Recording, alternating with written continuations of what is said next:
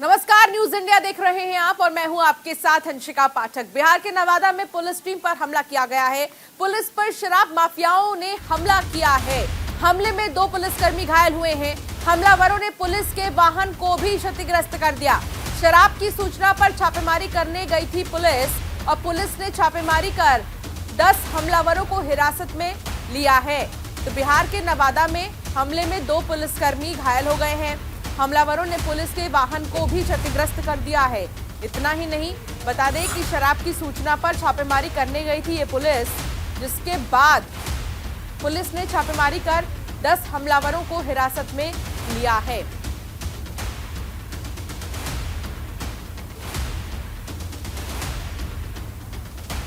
तो पुलिस पर शराब माफियाओं ने हमला किया है। हमले में 2 पुलिसकर्मी भी घायल हुए हैं। हमलावरों ने पुलिस के वाहन को भी क्षतिग्रस्त कर दिया है। इतना ही नहीं, शराब की सूचना पर छापेमारी करने गई थी पुलिस। पुलिस ने छापेमारी कर 10 हमलावरों को हिरासत में लिया है। तो बिहार के नवादा में पुलिस टीम पर हमला किया गया और अभी कुछ हमलावरों को हिरासत में भी लिया गया है।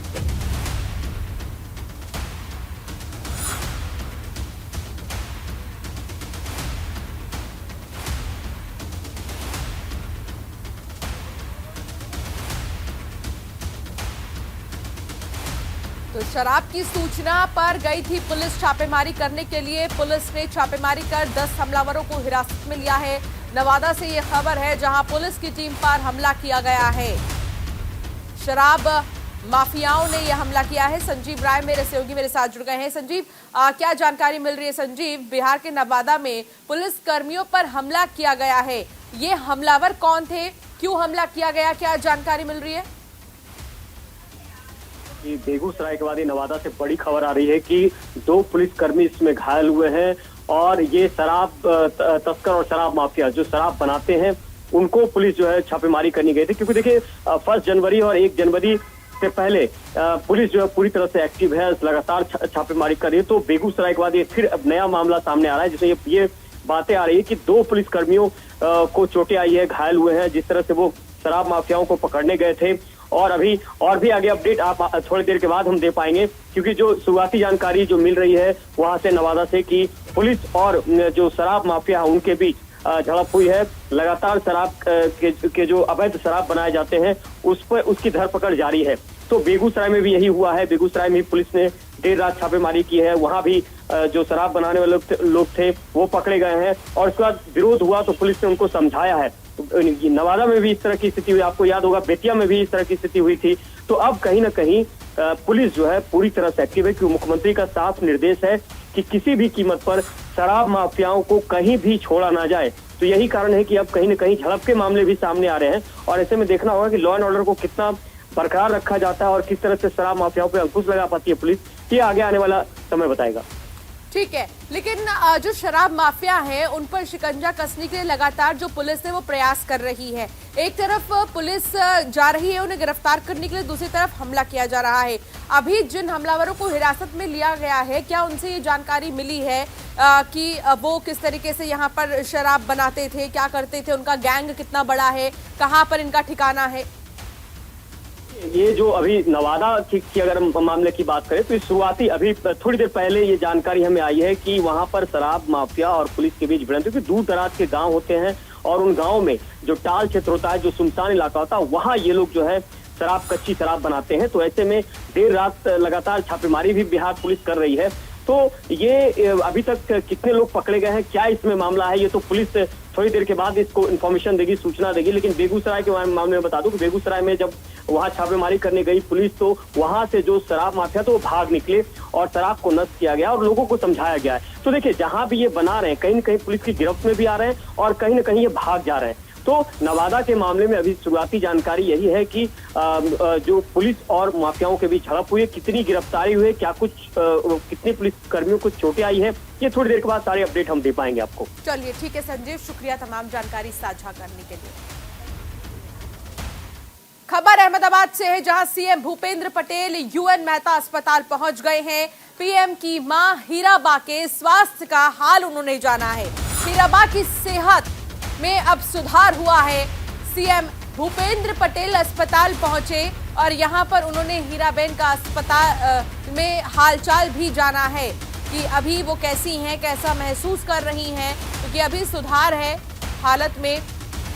प्रधानमंत्री नरेंद्र मोदी की मां की तबीयत अचानक से खराब हो गई, जिसके बाद उन्हें अस्पताल में भर्ती किया गया और यहां पर डॉक्टरों की तरफ से मेडिकल बुलेटिन जारी कर कहा गया है कि अभी उनकी हालत स्थिर है, ठीक है। और इसी सिलसिले में स्वास्थ्य मंत्री से लेकर मुख्यमंत्री से लेकर तमाम लोग पहुंचे हैं अस्पताल और वो लगातार देख रहे हैं कि आखिर अभी कैसी है हीराबा, क्या सब कुछ ठीक है, अभी वो स्वस्थ हैं, उनका हाल जान रही हैं।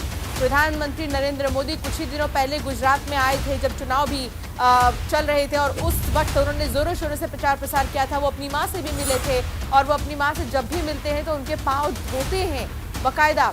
और ये तस्वीर भी आपको हम दिखा रहे हैं उस वक्त की जब वो अपनी मां से मिले थे, लेकिन अचानक से तबीयत खराब हो गई। खबरों में आगे बढ़ेंगे, बात करेंगे टेरर फंडिंग की, जहां एनआईए का छापा लगातार जारी है टेरर फंडिंग मामले को लेकर। केरल में पीएफआई नेताओं के 56 ठिकानों पर छापेमारी की गई है। तिरुवनंतपुरम समेत 12 जगहों पर छापेमारी की गई है। पीएफआई कार्यकर्ताओं पर एनआईए की छापेमारी लगातार जारी है। प्रतिबंधित पीएफआई नेताओं के 56 ठिकानों पर रेड किया जा रहा है। तो केरल में भी कई जगहों पर एनआईए ने छापेमारी की है।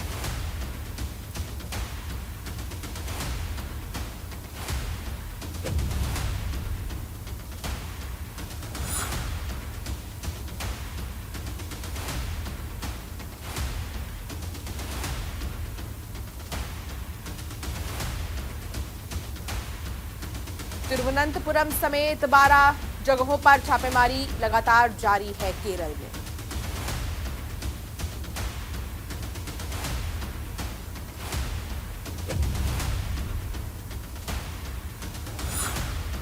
तो केरल में कई जगह पर एनआईए की छापेमारी जारी है। पीएफआई कार्यकर्ताओं पर एनआईए की छापेमारी लगातार जारी है। इसके साथ ही 56 ठिकानों पर रेड किया जा रहा है।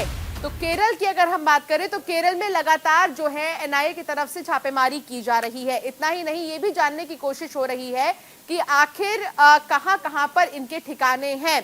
पीएफआई ने साल 2009 में एसडीपीआई भी बनाया था। अब आपको कुछ चीजें बता देते हैं कि आखिर पीएफआई का गठन कब हुआ था। केरल में स्थापित कट्टरपंथी संगठन कई हिस्सों में जो है एक्टिव है। पीएफआई का गठन साल 2006 में केरल में ही हुआ था। इसके अलावा पीएफआई ने साल 2009 में एसडीपीआई भी बनाया था। आपको बता दें कि अब पीएफआई को बैन किया गया है। केरल में स्थापित कट्टरपंथी संगठन कई हिस्सों में फैल गया है। पीएफआई की अगर हम बात करें तो तमाम जो ऐसी गतिविधियां हैं उनमें शामिल पाया जाता है, जिसको लेकर अब एनआईए छापेमारी कर रही है। एनआईए ने लगभग 56 ठिकानों पर छापेमारी की है और इन 56 ठिकानों में तिरुवनंतपुरम में भी छापेमारी की गई है। इसके आसपास के जितने भी जिले लगते हैं वहां पर छापेमारी की जा रही है। यानी कि कुल मिलाकर एनआईए एक्टिव है, अलर्ट है और सतर्क भी है। केरल में कई जगह पर एनआईए की छापेमारी चल रही है।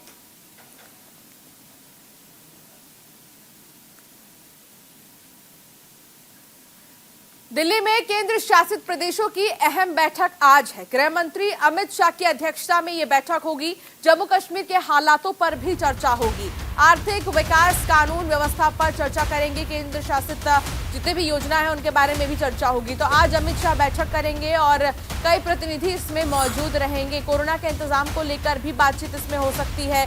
जम्मू कश्मीर के हालात को लेकर चर्चा होगी। अर्थव्यवस्था, आर्थिक विकास और कानून व्यवस्था की स्थिति की समीक्षा करेंगे। आज अमित शाह मीटिंग करेंगे और इस मीटिंग में कई लोग मौजूद रहेंगे। इस बैठक में बजट 2022 से 23 और बजट 22 से 24 को लेकर भी चर्चा की जा सकती है। तो जम्मू कश्मीर को लेकर, जम्मू कश्मीर के हालातों को लेकर, और अभी हाल ही में हमने देखा कि कल 4 आतंकियों ने ट्रक से घुसने की कोशिश की थी, लेकिन इसको सेना के जवानों ने नाकाम साबित कर दिया। इसी को लेकर गृह मंत्रालय में बैठक हुई थी। घाटी की सुरक्षा बहुत ज्यादा जरूरी है, इसीलिए जम्मू कश्मीर की सुरक्षा को लेकर कल भी अमित शाह ने एक बैठक की और आज भी वो बैठक करेंगे और इसमें जम्मू कश्मीर के हालातों को लेकर चर्चा की जाएगी।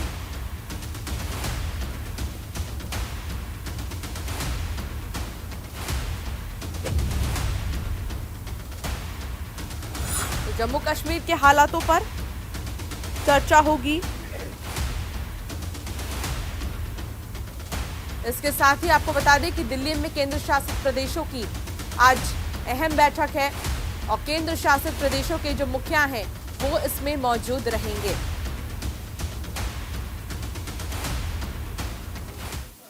खबर यूपी के उन्नाव से है, जहां कोविशील्ड और कोवैक्सीन का स्टॉक खत्म होने से परेशानी बढ़ गई है। वैक्सीन लगवाने पहुंच रहे लोगों को जिला अस्पताल और पीएचसी से मायूस होकर लौटना पड़ रहा है। ये भी बताया जा रहा है कि पीएचसी शुक्लागंज में डॉक्टरों ने वैक्सीन नहीं होने का नोटिस चस्पा कर दिया है, जिसके बाद लोगों में आक्रोश देखने को मिल रहा है, जबकि सीएमओ की तरफ से वैक्सीन की कमी नहीं होने का दावा किया जा रहा है। साथ ही शासन से 20,000 कोविशील्ड वैक्सीन की डिमांड भी की गई है। हमारे पास कोवैक्सीन है जिसकी बूस्टर डोज लगाई जा रही है जिला महिला चिकित्सालय में और सभी ब्लॉक पीएससी सीएससी पे। कोविशील्ड की 20,000 डोज की डिमांड हमने स्टेट को भेजी है, जैसे प्राप्त हो जाएगी तो वो कोविशील्ड की भी बूस्टर डोज लगाना शुरू कर दिया। बूस्टर डोज लगवाने आए थे। नहीं, अंदर कोई नहीं है, ताला लगा हुआ है रूम में। नहीं, कोई भी नहीं है बताने के लिए। काफी टाइम हो गया है हुए। बूस्टर डोज लगवाने आए थे लेकिन वहाँ ताला लगा हुआ है और कॉल करने पर भी फोन नहीं उठाया जा रहा है। मैं यहाँ बूस्टर लगवाने आई थी बट अंदर कोई है नहीं यहाँ पे इस टाइम, और ताला लटका हुआ है। काफी देर से वेट कर रहे हैं बट कोई आया नहीं अभी तक। किसी अधिकारी से कोई बात नहीं।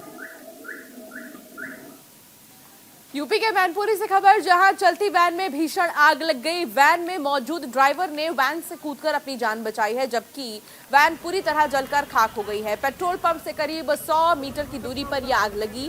थाना कुरावली इलाके के जीटी रोड का यह पूरा मामला बताया जा रहा है। तस्वीरों में आप देख सकते हैं वैन में कितनी बुरे तरीके से आग लगी है। पेट्रोल रिफिलिंग के बाद यह हादसा हुआ है। कुरावली के जीटी रोड पर यह हादसा हुआ। चलती वैन में भीषण आग लग गई।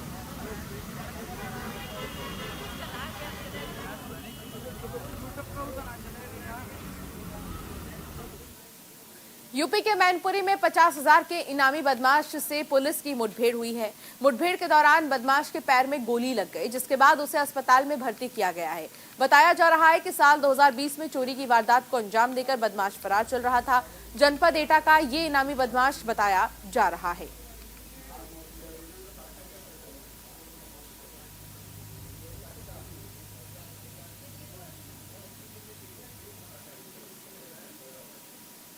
का इनामी दुर्दांत अपराधी निजाम उर्फ टुइया, जो एटा जनपद का रहने वाला है, ये 2020 से डकैती के एक मुकदमे में वांछित चल रहा था। इसके ऊपर गैंगस्टर में भी वांछित था। अनेकों मुकदमे हैं, विभिन्न जनपदों में इसके द्वारा घटनाएं कारित की गई हैं। काफ़ी दिनों से इसकी पुलिस तलाश थी। आज बिछुआ पुलिस, कुरावली पुलिस और सर्विलांस टीम के साथ मुठभेड़ में घायल हुआ है। उपचार के लिए जिला अस्पताल भेजा गया है।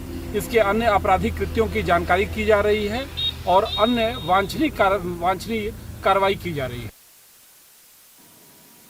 यूपी के सीतापुर में घने कोहरे की वजह से मजदूरों से भरी एक बस सड़क किनारे खाई में पलट गई। बस में महिला, पुरुष समेत बच्चों को मिलाकर करीब 70 मजदूर सवार थे। इस हादसे में करीब 24 से ज्यादा मजदूर घायल हो गए हैं। ये भी बता दें कि बस मजदूरों को लेकर देर रात छत्तीसगढ़ जा रही थी। सभी घायलों को पुलिस और ग्रामीणों की ओर से रेस्क्यू करके बस से निकाला गया है और इलाज के लिए स्वास्थ्य केंद्र में भर्ती किया गया है। ये पूरा मामला रेउसा थाना क्षेत्र के इटौरी गांव के पास का बताया जा रहा है।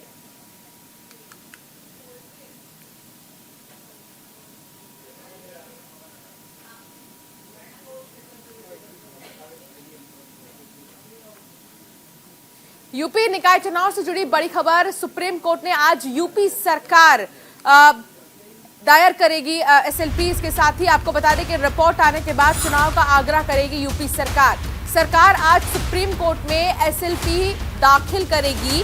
हाईकोर्ट के निर्णय के खिलाफ सुप्रीम कोर्ट में एसएलपी दाखिल होगी। आज एसएलपी दाखिल, लेकिन बहस 1 जनवरी को होगी। तो सुप्रीम कोर्ट में आज यूपी सरकार एसएलपी दाखिल करेगी और 1 जनवरी को बहस होगी।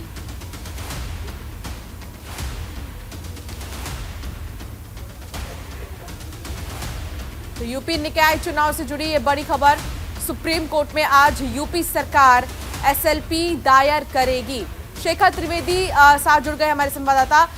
शेखर, क्या जानकारी मिल रही है? यूपी सरकार की तरफ से एसएलपी दायर की जाएगी, लेकिन सबसे बड़ी बात यह है कि निकाय चुनाव पर इसका कितना प्रभाव पड़ने वाला है? शेखर, देखिए, ऐसा है कि सरकार ने जब हाईकोर्ट का फैसला आया था उसके बाद अपना रुख साफ कर दिया था कि पहले आयोग बनेगा, सर्वे होगा और उसके बाद चुनाव होंगे। ये बात मुख्यमंत्री की तरफ से कह दी गई थी। बीते दिन आयोग का भी गठन हो गया।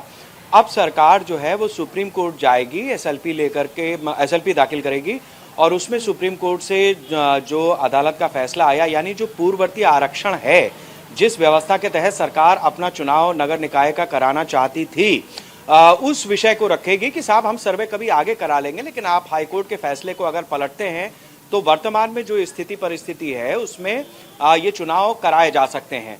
चूंकि 2012 और 2017 में भी इसी तरीके से रैपिड रैंडम सर्वे के जरिए जो रिपोर्ट्स आई उसके आधार पर ही चुनाव हुए थे।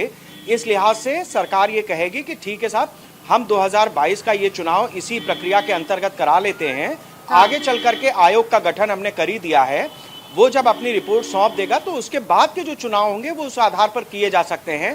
फिलहाल नगर निकायों के चुनाव अगर संपन्न हो जाते हैं तो ये बेहतर होगा आम जनता के लिए। लिहाजा आप इस तरीके का एक फैसला अगर दे दें कि वो आयोग का जो गठन है वो अपनी जगह पर हो चुका है, उसकी रिपोर्ट आने दीजिए, तब तक ये 2022 के चुनाव संपन्न करा दिए जाएं और हाईकोर्ट का जो फैसला है उसको पलट दिया जाए। इस गठन की अगर हम बात करें तो कौन कौन होगा इस गठन में, जो आयोग का गठन किया जाएगा इसमें? शेखर, क्या संभावना है? देखिए, ऐसा है कि जो 5 सदस्यीय आयोग का गठन है उसको सरकार ने बीते दिन ही कर दिया है। रिटायर्ड चीफ जस्टिस की अध्यक्षता में इस आयोग का गठन किया गया है। इसमें 2 जो पुराने वकील हैं, जो विधि सरकार के लिए सरकार के लिए करते आए हैं, उनको भी सलाहकार के तौर पर रखा गया है इसमें। इसके अलावा कुल 5 लोगों की ये आयोग बनाया गया है, जिसकी अध्यक्षता एक रिटायर्ड जस्टिस कर रहे हैं, रामपाल। नगर निकाय चुनाव के पहले जिस तरीके से ओबी आरक्षण का मुद्दा उठा है, ओबीसी आरक्षण का मुद्दा जो उठा है शेखर, इसको निकाय चुनाव में वोटर्स किस तरीके से देखेंगे? क्या कुछ ऐसे वोटर्स भी एक्टिव रहेंगे जो इस चीज को समझेंगे, देखेंगे और असर पड़ेगा? देखिए, ऐसा है कि जातियों का जो विभाजन है उत्तर प्रदेश समेत पूरे देश में, उसको लेकर के वोट बैंक उसी तरीके से बढ़ता रहा है। क्षेत्रीय छत्रपों ने हमेशा मैं ब्राह्मण, तू ठाकुर, तू ओबीसी, तू दलित, इस तरीके से करके अपने वोटों का बाइफरकेशन किया है। ओबीसी में कई समुदाय आते हैं, कई जातियां आती हैं। इसको लेकर के लगातार विवाद भी रहा है कि फला जो जाति के लोग हैं वो ओबीसी में आएंगे या नहीं आएंगे। कुछ ऐसे भी हैं जो ओबीसी में आए और उन्होंने ओबीसी आरक्षण का भरपूर फायदा लिया, लेकिन जो ओबीसी के दायरे में आने चाहिए थे, जो असल में पिछड़े थे, उनको उस चीज का फायदा नहीं मिला। तो इस तरीके की तमाम अनियमितताएं, असमानताएं हैं, जिसे लेकर के पिछड़ा वर्ग में भी यानी ओबीसी कैटेगरी में भी बहुत सारा द्वंद्व है। तो इसीलिए इस तरीके की चीजों की व्यवस्थाएं सरकार की तरफ से और सुप्रीम कोर्ट की तरफ से अपने फैसले में काफी पहले ये की गई थी कि आप एक विधिवत तरीके से चीजों को सामने रखिए, उसका सर्वे कराइए, रिपोर्ट बनाइए। अब देखिए, मध्य प्रदेश में इस तरीके जो ट्रिपल टी का फॉर्मूला है वो लागू हुआ था, तो उस समय पर जब आरक्षण की व्यवस्था पहले की जो थी उसमें 70 सीटें ऐसी थी जिसको वो ओबीसी कैटेगरी में डालते थे। जब सर्वे हुआ तो उसके बाद वो घट करके 52 ही रह गई। इसी तरीके से उत्तर प्रदेश में भी दोनों चीजें हो सकती हैं। मसलन मान लीजिए कि अगर 100 सीटें कुल हैं, उसमें 27 सीटें ऐसी हैं जो ओबीसी के लिए आरक्षित हैं, तो ये हो सकता है कि 27 के बजाय वो 22 रह जाएं। ये भी हो सकता है कि 27 से वो उठ करके और 32 हो जाएं। लेकिन सुप्रीम कोर्ट का ये भी कहना है कि किसी भी हालत में आरक्षण 50% से ज्यादा नहीं होगा SC ST और ओबीसी मिला करके। बहुत शुक्रिया शेखर तमाम जानकारी साझा करने के लिए। तो यूपी निकाय चुनाव से जुड़ी ये अहम खबर थी जो हमने आपको बताया। आगे बढ़ेंगे। गुरु गोविंद सिंह के प्रकाश पर्व के अवसर पर श्रद्धालुओं ने अमृतसर के स्वर्ण मंदिर में पवित्र डुबकी लगाकर अरदास की है। आपको बता दें कि सिखों के 10वें गुरु गुरु गोविंद सिंह की आज जयंती मनाई जा रही है। वीर बहादुर और कवि गुरु गोविंद सिंह जी का जन्मोत्सव हर साल पौष महीने के शुक्ल पक्ष की सप्तमी तिथि को मनाया जाता है। धर्म की रक्षा के लिए सदैव तत्पर रहने वाले गुरु गोविंद सिंह जी ने दूसरों के जीवन में प्रकाश लाने और उनका कल्याण करने के लिए अपना जीवन समर्पित कर दिया। गुरु गोविंद सिंह की जयंती को देश भर में प्रकाश पर्व के नाम से भी जाना जाता है।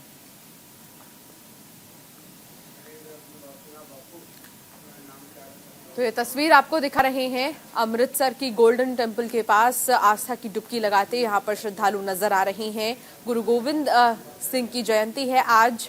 अमृतसर के गोल्डन टेम्पल में अरदास कर रहे हैं श्रद्धालुओं ने आस्था की अरदास की डुबकी लगाई है।